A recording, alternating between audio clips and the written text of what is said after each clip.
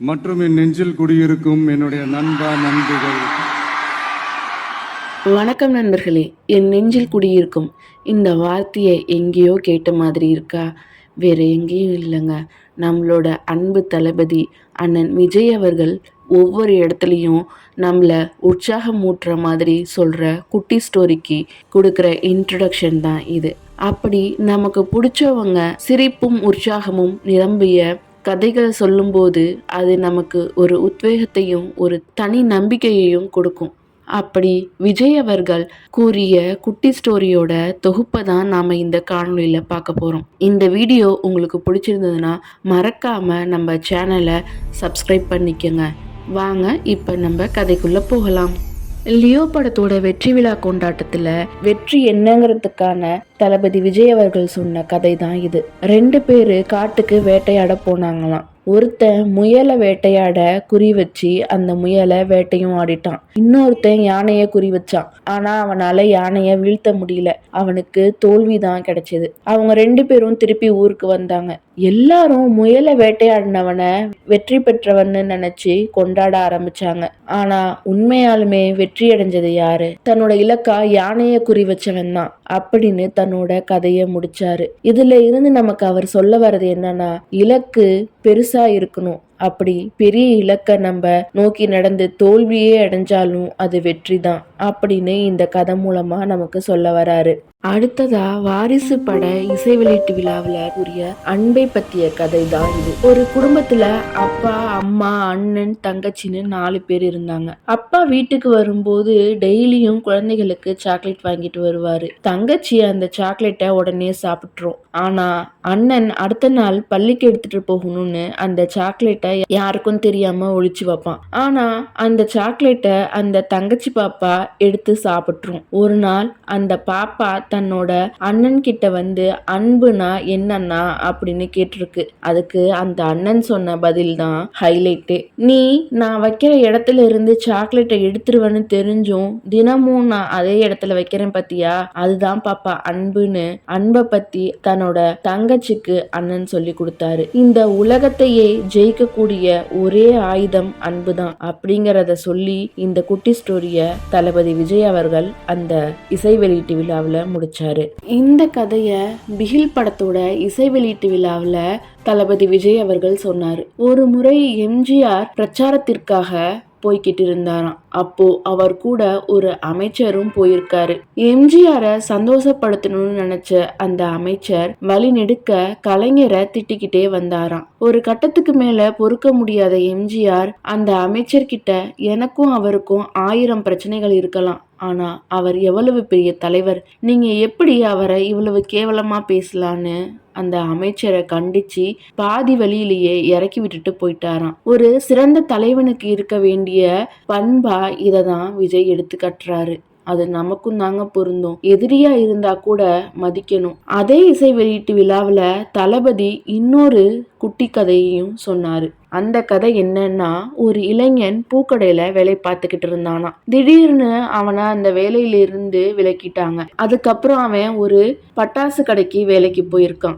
ஆனா அன்னையில இருந்து எந்த பட்டாசுமே வியாபாரம் ஆகல. அந்த கடைக்காரர் ஏன் வியாபாரம் ஆகலன்னு பார்க்கும்போதுதான் தெரிஞ்சது, அந்த இளைஞன் பூக்கடையில பூக்களுக்கு தண்ணீர் தெளிக்கிற மாதிரியே அந்த பட்டாசுகளுக்கும் 1 மணி நேரத்துக்கு ஒரு தடவை தண்ணி தெளிச்சுக்கிட்டே இருந்தானா.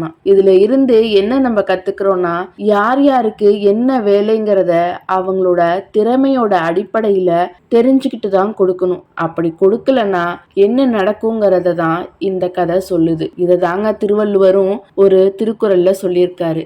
அது என்ன திருக்குறள்னா, இதனை இதனால் இவன் முடிக்கும் என்றாய்ந்து அதனை அவன் கண் விடல் அப்படிங்கிற குறள்ல சொல்லியிருக்காரு. இந்த கதை மற்றவங்க என்ன சொல்லுவாங்கன்னு கவலைப்படுற பலருக்கும் ஒரு கண் திறப்பா இருக்கக்கூடிய கதை தான். அதுதாங்க ஐ ஓப்பனிங்கா இருக்கக்கூடிய கதை தான் இது. காவேரியில நீர் வரும்போது பார்த்துருக்கீங்களா? பல பேர் அந்த நதியில விளக்கு ஏத்தி தண்ணீர்ல விடுவாங்க. சில பேர் அந்த நதிக்கு பூக்கள் தூவி வழிபடுவாங்க. இன்னும் சில பேர் அந்த நதிக்கு கற்பூர ஆராத்தி காமிச்சு அதை வரவேற்பாங்க, தெய்வமா கும்பிடுவாங்க. ஆனா சில பேர் என்ன பண்ணுவாங்க, அந்த நதியில தேவையில்லாத விஷயங்களை செய்வாங்க. இன்னும் சில பேர் என்ன பண்ணுவாங்க, அந்த நதியில துணிகளை துவைப்பாங்க, குளிப்பாங்க, தேவையில்லாத அழுக்கான பாத்திரங்களை கொண்டு வந்து கழுவுவாங்க. அந்த மாதிரி தான். ஆனா அந்த நதி தன்னை வழிபடுறவங்களை பத்தியும் கவலைப்படாது, தன்னை அழுக்காக்குறவங்கள பத்தியும் கவலைப்படாது. அது அதோட வேலையை செஞ்சுக்கிட்டே இருக்கும், ஓடிக்கிட்டே இருக்கும். அந்த மாதிரி தான் நம்மளும் நம்மளோட கடமையை சரியா செஞ்சுக்கிட்டே இருக்கணும். நம்மளோட வேலையை பார்த்துட்டு போய்கிட்டே இருக்கணும். நம்மளை யார் போற்றுனாலும் தூற்றுனாலும் அதை பற்றி நம்ம கவலைப்படக்கூடாது அப்படிங்கிறத இந்த கதை மூலமாக நமக்கு சொல்கிறாரு.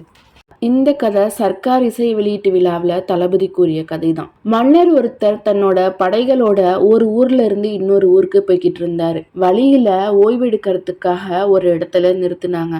அப்ப ஒரு சிப்பாய் மன்னருக்கு எலும்பிச்சம்பழம் சாறு கொண்டு வந்து கொடுத்தாரு. அதை சுவைத்து பார்த்த மன்னருக்கு அதில் உப்பு கம்மியா இருக்குன்னு தெரிஞ்சது. அதை அந்த சிப்பாய் கிட்டையும் சொன்னாரு. அதுக்கு மன்னர் கூட வந்திருந்த ஒருத்தர் அந்த சிப்பாய கடை தெருவுல போயிட்டு உப்பை எடுத்துட்டு வர சொன்னாரு. அதை கேட்ட மன்னர் உப்பை எடுத்துட்டு வரக்கூடாது, பணம் கொடுத்து வாங்கிட்டு தான் வரணும் அப்படின்னு சொன்னாரு. அதுக்கு அவர் கூட இருந்தவர், இதெல்லாம் ஒரு பெரிய விஷயமா, கொஞ்சோண்டு உப்பை தானே எடுத்துட்டு வர போறாங்க, அதுக்கு என்ன அப்படின்னு அந்த கூட வந்திருந்தவர் கேட்டாராம். அதுக்கு மன்னர் சொன்ன பதில் தாங்க தளபதி அவர்கள் நமக்கு சொல்ல வர விஷயமும். மன்னரா இருக்க நானே பணம் கொடுக்காம வாங்கினா எனக்கு பின்னாடி வர இந்த சிப்பாய்கள் இந்த ஊரையே கொள்ளையடிச்சிருவாங்க, அதுதாங்க மன்னர்கள் அப்படின்னு சொல்லி அந்த கதைய முடிச்சாரு தளபதி விஜய் அவர்கள். தலைவன் எவ்வளியோ அவ்வளியே மக்களும் அப்படிங்கறத தான் இவ்வளவு அழகா புரியும் விதத்துல சொல்லியிருக்கிறாரு. இந்த கதை மதுரை மாநாட்டுல தளபதி விஜய் அவர்கள் சொன்னது நம்பிக்கை குறித்த ஒரு கதை. ஒரு நாட்டோட ராஜா தளபதிகளை தேர்ந்தெடுக்கிறதுக்காக ஒரு போட்டியை நடத்துறாரு. அதுல 10 பேர் கலந்துக்கிறாங்க. ராஜா நெல்மணிகளை அந்த 10 பேர்கிட்டையும் கொடுத்து 3 மாதங்கள் கழித்து ஒரு தொட்டியில அந்த நெல் விதைகளை வளர்த்து கொண்டு வர சொல்றாரு. அந்த நாளும் வருது. அந்த 10 பேரும் அரசவையில கூடுறாங்க. 9 பேரும் ஒரு தொட்டியில வளர்ந்த நெல் பயிர்களோட வந்து நின்னாங்க. ஆனா ஒருத்தர் மட்டும் வெறும் கையோட வந்து நின்னாரு. அத பத்தி ராஜா அவர்கிட்ட கேட்ட போது அந்த மனிதர் சொன்னாரு, நானும் அந்த நெல்மணிகளை ஒரு தொட்டியில போட்டு தண்ணி ஊத்துனேன், அதை நல்லா தான் பாத்துக்கிட்டேன், உரமெல்லாம் கூட போட்டேன், ஆனா அந்த நெல்மணிகள் வளரவே இல்லை அப்படின்னு அவர் சொன்னாரு. உடனே ராஜா அவரை கட்டி அணைச்சி தழுவிக்கிட்டாரு. அந்த நபரையே தன்னோட தளபதியா நியமிச்சாரு. அதுக்கப்புறம்தான் ராஜா சொன்னாரு, போட்டியில் பங்கேற்ற அனைவரிடமும் நான் கொடுத்தது வேக வைத்த நெல்மணிகளை, அந்த அவித்த நெல்மணிகள் ஒரு நாளும் முளைக்காது. இவங்க 9 பேரும் நான் கொடுத்தேங்கிறதுக்காக அந்த நெல்மணிகள் வளரும்னு நினைச்சு வேற நெல்மணிகளை போட்டு அதை வளர்த்து எடுத்துட்டு வந்தாங்க. ஆனா இவர் ஒருத்தர் மட்டும்தான் உண்மையா நெல்மணிகள் வளரலன்னு சொன்னாரு. இவர் தான் நம்பிக்கைக்குரியவர், அதனால இவரையே என்னோட தளபதியா நியமிக்கிறேன்னு சொன்னாரு.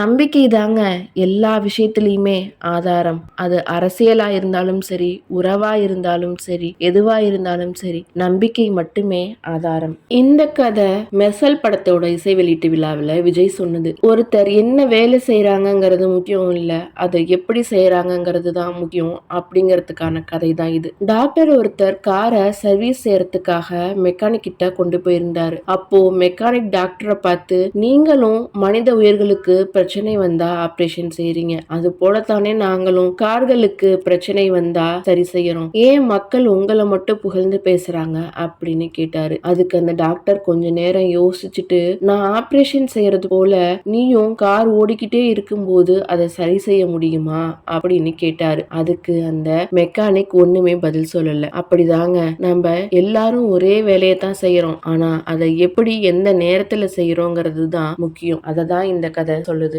பீஸ்ட் படத்துக்கு இசை வெளியீட்டு விழா நடக்கலனாலும் இயக்குனர் நெல்சன் அவர்களுக்கும் விஜய் அவர்களுக்கும் ஒரு நேர்காணல் நடந்தது. அந்த நேர்காணல்ல விஜய் சொன்ன கதை தான் இது. ஒரு நாள் ஃபுட்பாலும் புல்லாங்குழலும் பேசிக்கிச்சான். அப்போ ஃபுட்பால் புல்லாங்குழலை பார்த்து கேட்டுச்சான், என்கிட்டையும் காத்திருக்கு, உன்கிட்டையும் காத்திருக்கு, ஆனா என்ன மட்டும் உதைக்கிறாங்க, உன்னை மட்டும் கிஸ் பண்றாங்க ஏன் அப்படின்னு கேட்டுச்சான். அதுக்கு அந்த புல்லாங்குழல் பதில் சொல்லுச்சான், நான் காத்த வாங்கி அதை இசையா மாத்தி மக்களுக்கு திருப்பி கொடுக்கறேன். ஆனா நீ காத்த வாங்கி உனக்கு மட்டும் வச்சுக்கிற. அதனால யாருக்கும் எந்த பயனும் இல்லை. அதனாலதான் என்னை கிஸ் பண்றாங்க, உன்னை உதைக்கிறாங்க அப்படின்னு சொன்னுச்சான். எந்த ஒரு பொருளையுமே நாம மட்டுமே வச்சுக்கணும்னு நினைச்சோம்னா நமக்கு உதைதாங்க கிடைக்கும்.